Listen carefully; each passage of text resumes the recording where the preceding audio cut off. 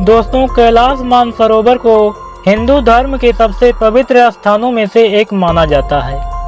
तिब्बत में स्थित कैलाश पर्वत पर चीन ने 2001 से ही चढ़ने पर प्रतिबंध लगाया हुआ है। हालांकि 1990 से लेकर 1924 के बीच चीन के वैज्ञानिक ने कई बार इस पवित्र पर्वत पर चढ़ने और उनके रहस्यों को जानने की कोशिश की थी, लेकिन जब चीन चढ़ाई करने में असफल रहा तो उसने हेलीकॉप्टर के जरिए भी इस पर्वत की चोटी पर पहुंचने की कोशिश की थी। मगर वहां जो हैरान कर देने वाला नज़ारा चीनी वैज्ञानिकों को देखने को मिला, उसके बाद चीन के वैज्ञानिक आज तक दोबारा कभी चढ़ने की कोशिश नहीं की।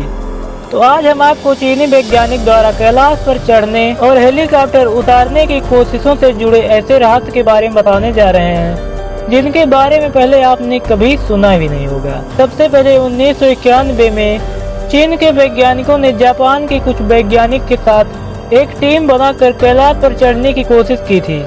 इस लड़ाई का स्थानीय तिब्बती निवासियों ने काफी विरोध किया था, क्योंकि हिंदू और बौद्ध दोनों ही कैलाश को बेहद पवित्र धार्मिक स्थल मानते हैं। कैलाश पर चढ़ने के दौरान चीन और जापान के वैज्ञानिकों को खराब मौसम के साथ साथ भयानक हिमपात का सामना करना पड़ा, जिसमें सभी 17 वैज्ञानिकों की मौत हो गई थी।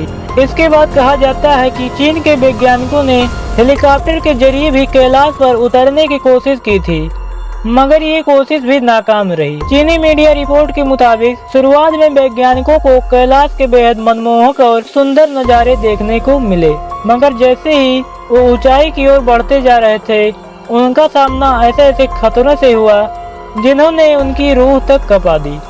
कहते हैं कि कुछ ऊंचाई पर हेलीकॉप्टर के पहुंचते ही कैलाश पर मौसम के अचानक बदलाव होने लगा।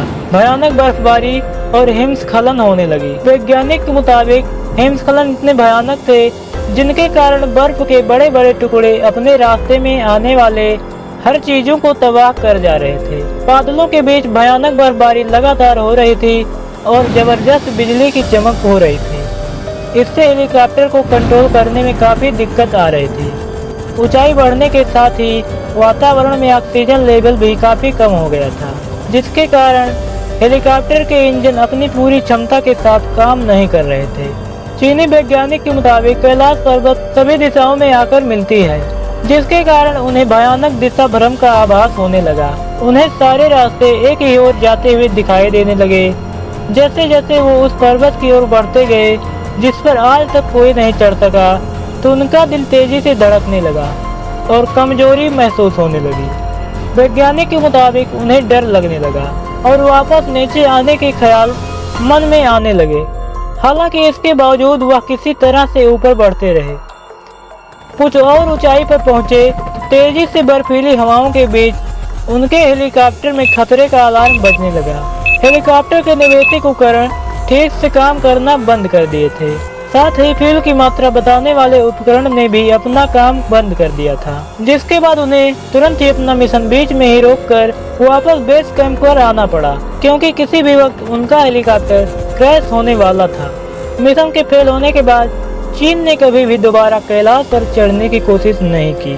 कहते हैं कि कैलाश की चढ़ाई के मार्ग पर एक ऐसा खास पॉइंट है जहाँ पहुँचने पर आध्यात्मिक शक्तियाँ चेतावनी देने लगती हैं। यहाँ मौसम अचानक बदलने लगता है और ठंड काफी ज्यादा बढ़ जाती है और व्यक्ति को बेचैनी होने लगती है। मन अंदर से कहता है यहाँ से चले जाओ। जिन लोगों ने इन चेतावनी को अनसुना किया, उनके साथ बुरे अनुभव हुए और कुछ लोग तो रास्ता भटक गए और जान गंवा बैठे।